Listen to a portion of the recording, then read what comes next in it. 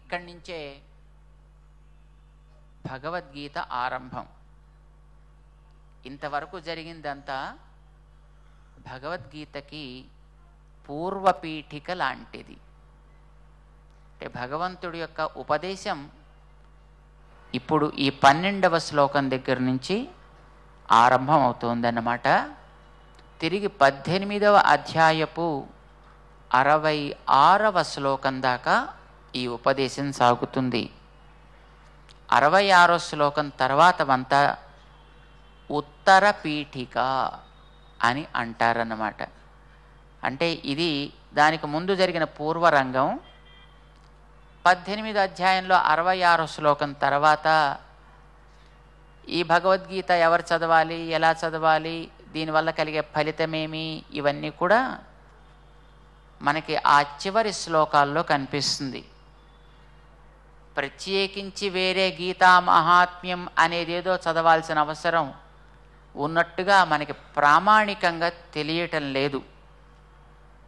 అలా ఎవరైనా చదువుకుంటే మనకు అభ్యంతరం ఏమి ఉండాల్సిన అవసరం లేదు. కానీ ఆ ఫలశ్రుతి అనేది ఆ 66వ శ్లోకం తర్వాతనే మనకి సంజయుడి యొక్క భగవంతుడి యొక్క మాటల్లోనే వినిపిస్తుంది. ఇది భగవద్గీత ఉపదేశానికి ఉద్యమించే సమయం శ్రీకృష్ణ భగవానుడికి. ఒక్కసారి మళ్ళీ మనం ఆయనని పాదాలని మనస్సులోనే ఆశ్రయించి స్మరించి ఆయన అనుగ్రహించిన ఉపదేశం మనలో సత్ఫలదాయి కాగలిగేటట్టుగా చూడమని ప్రార్థన చేస్తూ ప్రారంభం చేద్దాం. తప్పులు వస్తున్నాయని బెంగపడకండి. అక్షరాలని చక్కగా గమనించే ప్రయత్నం చేయండి. ప్రారంభం చేద్దాం.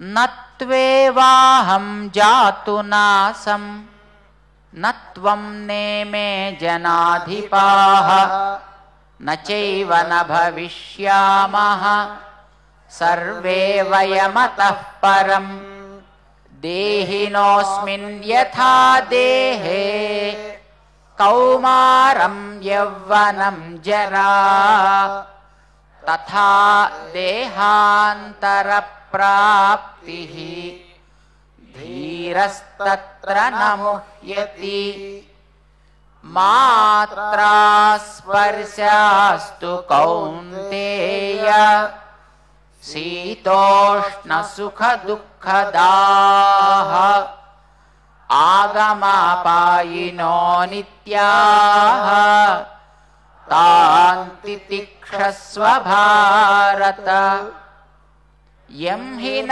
వ్యధయంత్యేతే పురుషం పురుషర్షభ సమదుఃఖ సుఖం ధీరం సోమృతత్వాయ కల్పతే నాసతో విద్యతే భావో నా భావో విద్యతే సతః ఉభయోరపి దృష్టోంతస్తు అనయోస్తత్వదర్శిభిః అవినాశి తు తద్విద్ధి येन सर्वमिदं